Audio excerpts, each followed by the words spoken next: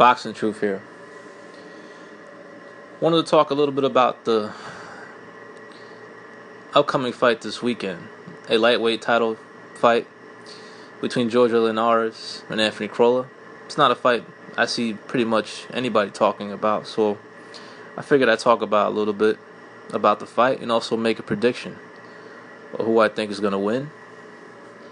And I see it as an interesting, good fight because of the styles both guys bring to the table, the momentum Crolla brings in, and also the run Linares has been on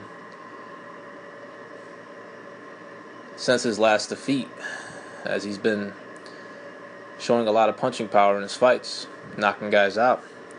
And it's an intriguing fight. Linares is going to go on the road, but he's used to that. He's fought all over the world. And it's being built as a unification fight. It's not totally true. Crolla is the only one bringing in legitimate hardware to the table with the WBA strap, as Linares was stripped of his title, the WBC, for not fighting Slatishinin, who's now the WBC champion. And Linares still has the diamond belt, but he opted to face Crolla, which is understandable. Much bigger, significant fight.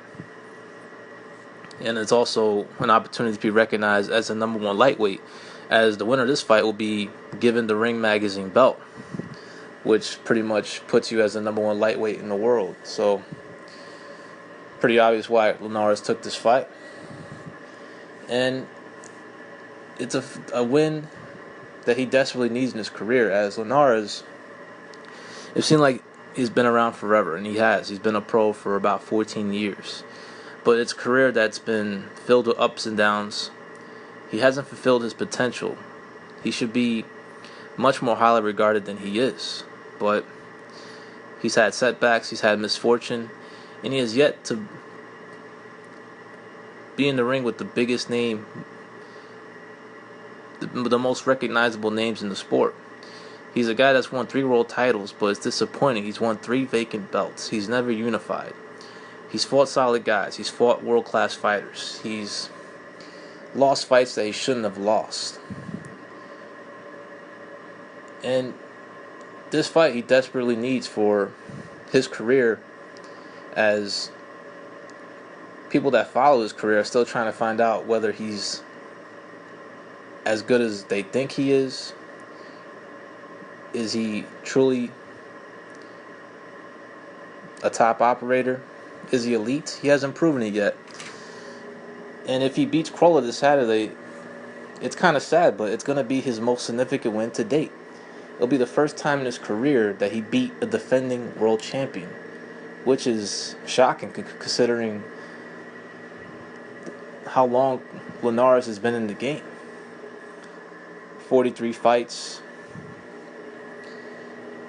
And the best one on his resume is Oscar Larios, maybe Rocky Juarez, Jesus Chavez. I guess it's Oscar Larios. It's very disappointing, but that's how it's been for Linares, who's yet to fulfill the potential in his career. Now 31 years of age, and he's going to be fighting a guy in Crolla who's coming into the fight with momentum, a guy who's coming off back-to-back knockout wins. He's looked good in his past couple of fights. He's the most confident he's ever been. He's going to be heading into this fight with great confidence and believes he's going to win the fight. And he's the much naturally bigger guy. He's fought all his career at lightweight. He's a come-forward type guy, high guard, likes to break you down with his body shots. He comes in good shape. And he seems like a durable guy. He's not an easy guy to hurt or stop, even though he's been stopped once in his career. But Linares, he's a very skilled fighter. He has very good speed, great balance, throws beautiful punches, has everything in his arsenal. He also has a great right hand. His right hand is lethal. Is the biggest weapon in his arsenal. I mean, he's not regarded as a big puncher, but his power is underrated. he could really do damage with his overhand right and his left hook to the body. And he's knocked a lot of guys out with that overhand right. I mean, he hits you with that overhand right, it's lights out. He's knocked guys clean out.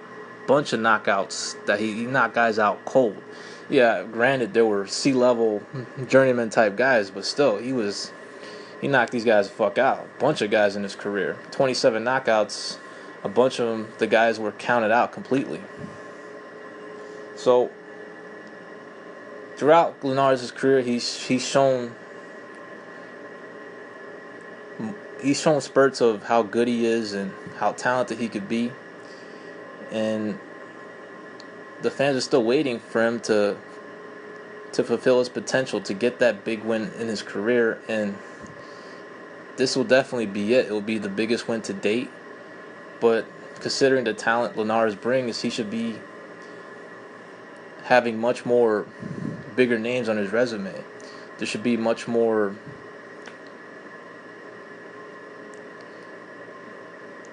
success or credentials behind his career. And it's going to be a tough fight. It's not an easy fight to pick because Crolla is I think he's definitely the bigger guy. I think he's a little stronger physically. And while Linares has shown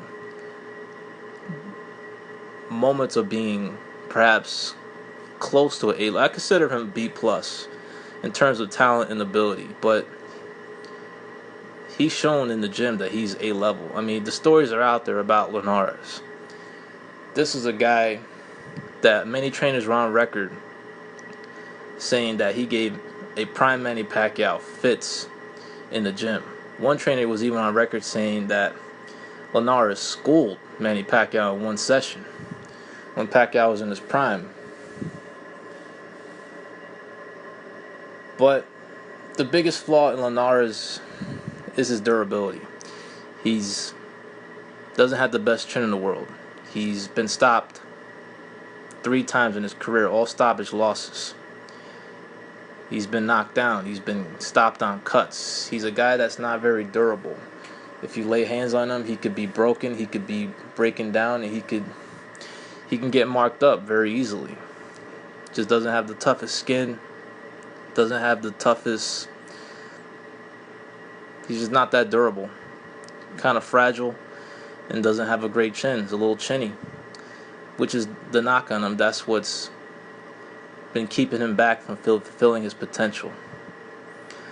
Linares is the much faster, much more skillful fighter. He's not a guy that comes to run. He's not a guy that really uses his legs. He's a guy that's in the pocket, boxer, puncher, likes to open you up with his feints, his jab, and to land his hooks and his overhand rights and his combinations. But Crolla is a guy that comes in good shape. He's going to test Linares' durability. He's going to come forward. He's going to bring it to Linares. Linares is going to have to try to break him down. He's going to have to try to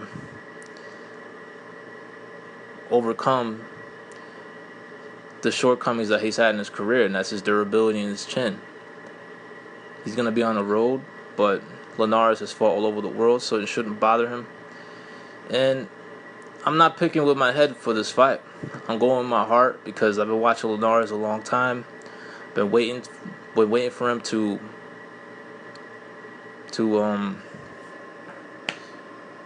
get that big win in his career. I've been waiting for him to fulfill his potential. Been waiting for him to get that big fight that's eluded him throughout his career. And he needs this win in order for us to see how good Linares really is. And I'm going with my heart. I'm picking Jorge Linares to win this fight. Not very confidently, but I just don't want to. I want to see Linares' story continue. It's been an interesting story. It's been a wild career, up and down. Has had opportunities to really showcase his talents, and he's failed to deliver under the bright lights.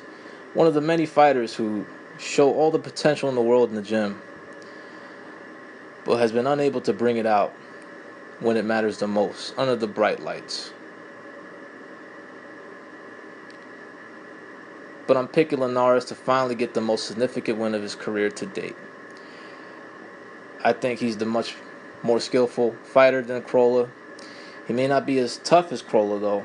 Crolla may be he might be bigger, he might be a little stronger. But Linares is faster, much more skilled, has underrated power, has really bounced back well ever since the knockout loss to Sergio Thompson. He's been on a run. He's knocked out 7 of his last 9 opponents. Crolla's coming in with momentum as well. It's going to be a good, tough fight. And I pick Linares to win a tight, close, split decision. Picking up Crolla's WBA strap. The first time defeating a defending world champion and being regarded as the #1 lightweight